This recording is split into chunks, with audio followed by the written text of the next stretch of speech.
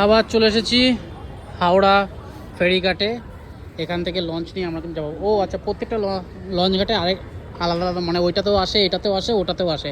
ওটাতে এখন এসেছে, এটাতে এখন একটা আসছে। যাওয়ার ভিড়ও দেখেছি। এখন আবার ওপারে যাবো, মানে আমরা ডালহৌসির দিকে যাবো আবার।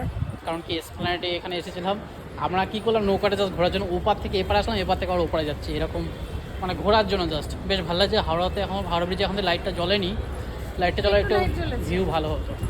তাহলে পরের লঞ্চে যাই, একটু সন্দেহ হোক নাকি, একটু এখানে বসি। হ্যাঁ, ওটাই বেটার হবে। ঘর মেরে দিয়েছে, মানে উঠে যেতে হবে, ফটাফট উঠে যেতে হবে। শিপিং ঘাট অবধি আমাদেরকে নিয়ে যাবে, উঠে গেছে বোটের মধ্যে। এবার এখান থেকে চলে যাবো শিপিং ঘাটে। যাক, আমাদের শিপিং ঘাটে যাবো। বোট বেরিয়ে গেল, জাস্ট ঢুকলো আর বেরিয়ে গেল। যাই হোক, সামনে একটা বোট যাচ্ছে। দেখো, দুটো বোটের মধ্যে রেস চলছে এখন।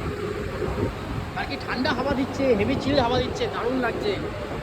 তো বোটের মধ্যে এসআইসি করছে না, তাই জন্য দারুণ হাওয়া লাগছে। এই বোট থেকে ওই বোটে চলে যাবো, এরকম মনে হচ্ছে। বেশ মজাদার পরিবেশ। ওইদিকে রয়েছে আমাদের হাওড়া স্টেশন, আর এইদিকে রয়েছে আমরা দুটো বোটের মধ্যে এসআইসি করছি। আমরা ট্রেনে বাসে রেস দেখি, এখন দেখছি আমরা নৌকার মধ্যে রেস।